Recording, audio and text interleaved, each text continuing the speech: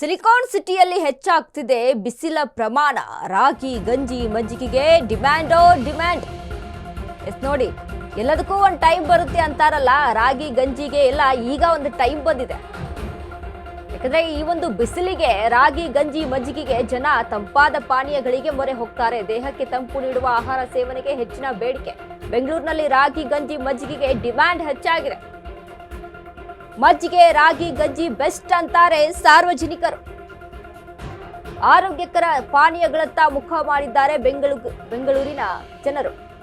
ನೋಡಿ, ಈಗಿನ ಬಿಸಿಲಿನ ಪ್ರಮಾಣವನ್ನ ನಾವು ಗಮನಿಸ್ತಾ ಇದೀವಿ.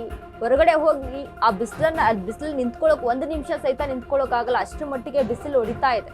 ಹಾಗಾಗಿ ದೇಹಕ್ಕೆ ತಂಪು ಯಾವುದು, ಆರೋಗ್ಯಕ್ಕೆ ತಂಪಾಗಿರುವಂತ ಪಾನೀಯಗಳ ಯಾವುವು ಅಂತ ನೋಡಿದ್ರೆ ನಾವು ನ್ಯಾಚುರಲ್ ಆಗಿ ರಾಗಿ ಗಂಜಿ ಮಜ್ಜಿಗೆಗೆ ಇದೀಗ ಡಿಮ್ಯಾಂಡ್ ಹೆಚ್ಚಾಗಿದೆ ನೋಡಿ. ಯಾಕಂದ್ರೆ ಆರೋಗ್ಯಕ್ಕೂ ಸಹಿತ ದೇಹಕ್ಕೂ ಸಹಿತ ತಂಪು, ಆರೋಗ್ಯಕ್ಕೂ ಸಹಿತ ಒಳ್ಳೇದು ಅನ್ನುವಂಥದ್ದು.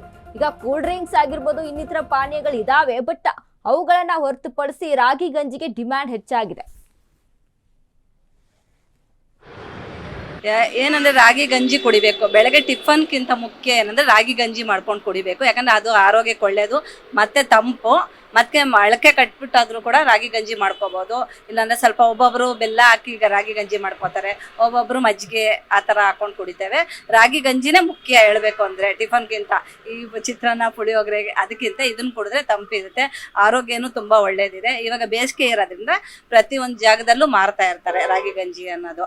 ಅದನ್ನ ನಾವು ನೋಡಿ ಕುಡಿಬೇಕು ಅಷ್ಟೇ. ರಾಗಿ ಗಂಜಿ ಕುಡಿದ್ರೆ ಅದು ಹಂಗಾಗುತ್ತೆ ಹಿಂಗಾಗುತ್ತೆ ಅನ್ನಲ್ಲ. ಮುಖ್ಯ ಏನಂದ್ರೆ ರಾಗಿ ಗಂಜಿ ಕುಡಿಬೇಕು. ನಮ್ಮ ಮನೆಗಳಲ್ಲೂ ಅಷ್ಟೇ ಈ ಬೇಸಿಗೆ ಟೈಮಲ್ಲೇ ಮುದ್ದೆ ಮಾಡ್ಕೊಂಡು ತಿನ್ಬೇಕು, ಸ್ಮೂತ್ ಆಗಿ ಮುದ್ದೆ ಮಾಡ್ಕೊಂಡು ತಿನ್ಬೇಕು. ಅದು ಆರೋಗ್ಯಕ್ಕೆ ಒಳ್ಳೇದಿರುತ್ತೆ. ಮಕ್ಳಿಗೆ ಕೂಡ ಗಂಜಿ ಕುಡಿಸ್ಬೋದು, ಅದು ಏನು ತೊಂದರೆ ಇಲ್ಲ. ಅದ್ರ ಬಗ್ಗೆ ಹೇಳ್ಬೇಕು ಅಂದ್ರೆ ಸುಮತಿ, ಏನಂದ್ರೆ ರಾಗಿ ಗಂಜಿ ಕುಡಿಬೇಕು. ಬೆಳಗ್ಗೆ ಟಿಫನ್ಗಿಂತ ಮುಖ್ಯ ಏನಂದ್ರೆ ರಾಗಿ ಗಂಜಿ ಮಾಡ್ಕೊಂಡು ಕುಡಿಬೇಕು. ಯಾಕಂದ್ರೆ ಅದು ಆರೋಗ್ಯಕ್ಕೆ ಒಳ್ಳೇದು, ಮತ್ತೆ ತಂಪು, ಮತ್ತೆ ಮೊಳಕೆ ಕಟ್ಬಿಟ್ಟಾದ್ರೂ ಕೂಡ ರಾಗಿ ಗಂಜಿ ಮಾಡ್ಕೋಬಹುದು.